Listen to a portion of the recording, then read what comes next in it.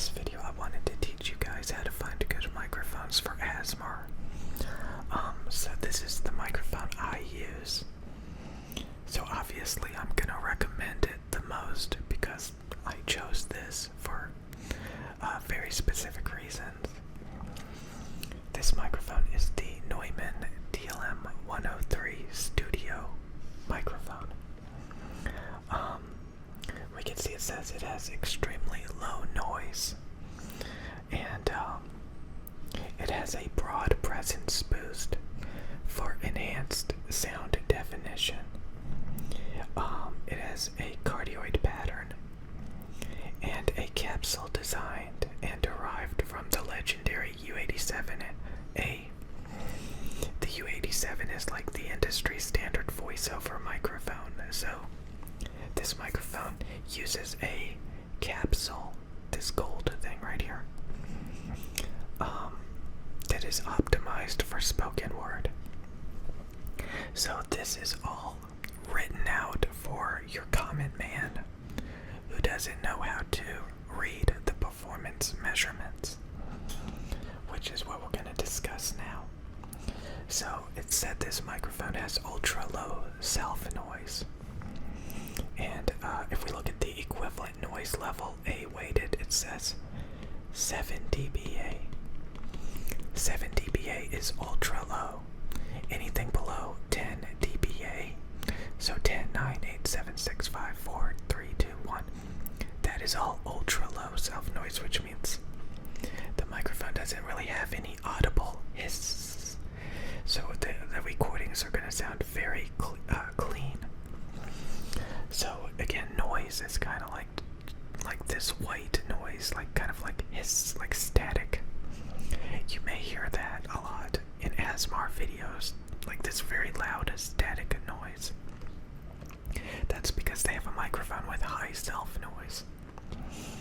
There's also something called signal to noise ratio, and that's the same exact thing as equivalent noise level. So just like you want this to be like 10 dBA or lower, down here you want this to be like 85 dBA or higher. So 87 is really good. So this number is like the inverse. If this was like 6 dBA, this would be like 88 dBA. If this was 5 dBA up here, it would be 89 dBA over here. If it was 4 dBA up here, it would be 90 dB here. So there's a direct correlation between equivalent noise level and signal to noise ratio. So you can look at either of those specs and it gives you the same thing. Now, this is a cardioid microphone, which means it has a heart shape pickup pattern. It picks up from the front and rejects the back and the sides. So you want to talk into the front of it. We can see this very small dotted line. It says 16 kilohertz. So you have to be in this tiny little bubble up here for the high frequencies above 16 kilohertz to be picked up properly. So you want to be like in this area, talking straight in front of it. If you get off axis on the sides, these high frequencies will be rolled off above 16K. Okay, so this is the frequency response. Okay. We can see it's very flat in the mids. The bass below 75 hertz is rolled off. And when we look at the treble up here, we can see it's very smooth and it's boosted. You see how it's boosted in the high frequencies. This makes it very bright and clear and articulate for speech. It has a bright, open, clear sound. Okay. So these are the characteristics that we're looking for. Very transparent, flat mids. Very smooth, transparent treble boost. And it rolls off some of the sub bass.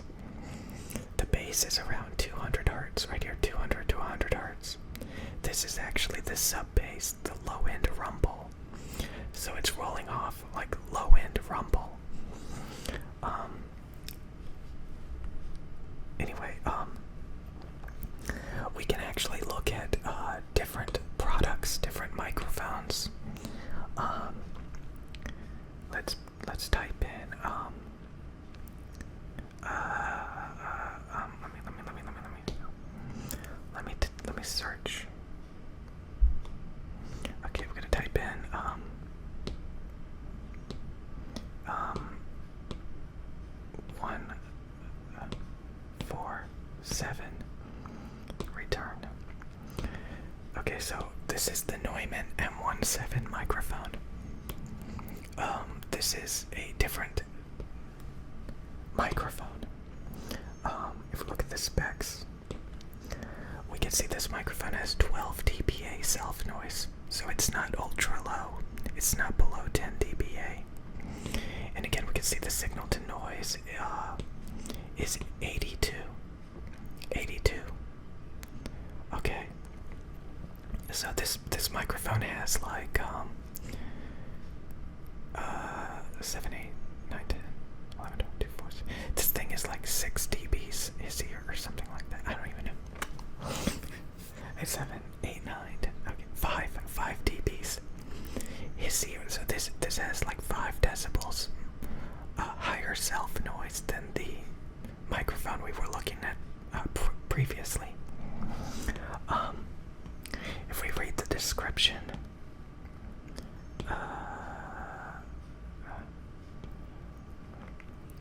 the Neumann M147 tube uses the legendary capsule, the large diaphragm capsule, as it uses the capsule of the U47. The previous microphone used the capsule of the U87. Okay. So that capsule right there. So there's the capsule. The capsule. So if we look at the frequency response, we can see this microphone's frequency response is a bit different than the other microphone. We can see it has this lump. We can see it has this lump right here. It has a lump right here. It has a little dip right here, and then it has a lump right here. So this is very lumpy and boosted in the highs. And this is not what I want. Okay, I want this to be flat right here. Okay, so this microphone has a different tuning, a different coloration. You can see it rolls off some of the low end. Okay, so this is basically a visual representation of this microphone. There's also another spec. It's called the sensitivity. The sensitivity is like how sensitive the microphone is. Let's go back to the other microphone. Let's go back.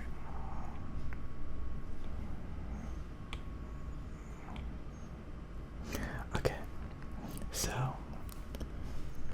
we can see sensitivity right there. It says 23 MVPA, which is right here as well. But this is translated from 23 MVPA to negative 32.5 dBV. Negative 32.5 dB is how many decibels of gain your audio interface needs. So we want this number to be as close to 0 as possible. If this was like a dynamic microphone, it would be like negative 50, negative 60 dB, which means it's not sensitive at all. If we look over there, that's the preamp. You see those two things? Those are the microphone XLR cables, and those are the preamp. You have to crank the preamp up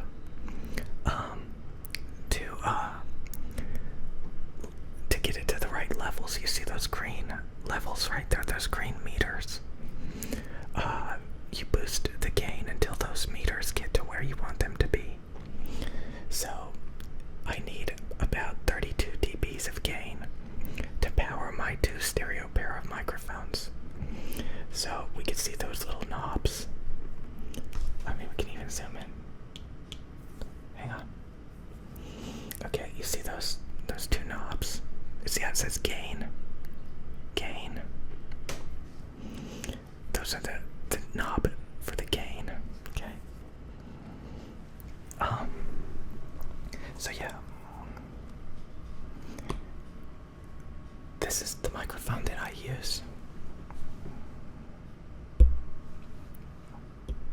It's a Neumann microphone. Okay. Now, you know, there's other brands of microphones.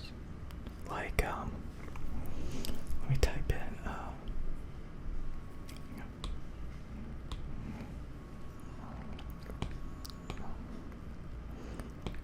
Rode.com.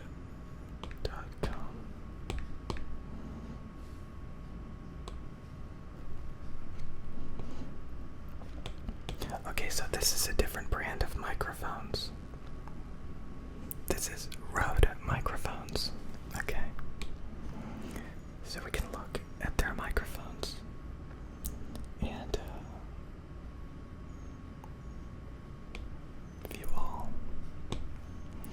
And what the optimum microphone you can get is a large diaphragm side address microphone. So we can see this kind of looks like my microphone. Right here, this kind of looks like my microphone. If we go down to the bottom of the page, I guess we can go to downloads maybe.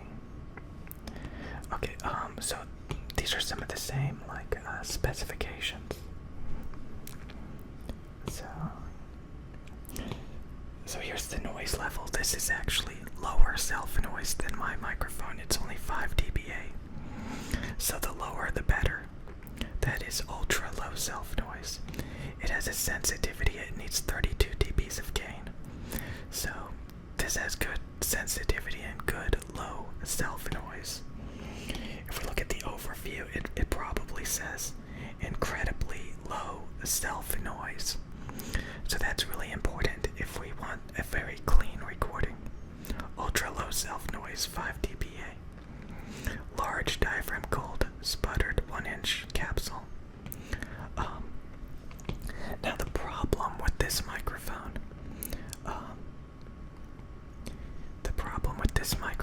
is we can go to the downloads and we can look at the data sheet. Okay, so this has a lot of the sensitivity specs. Like, you know, it's got some of the specs here. Now if we look at the frequency response, for this microphone, we can see it's a bit lumpy.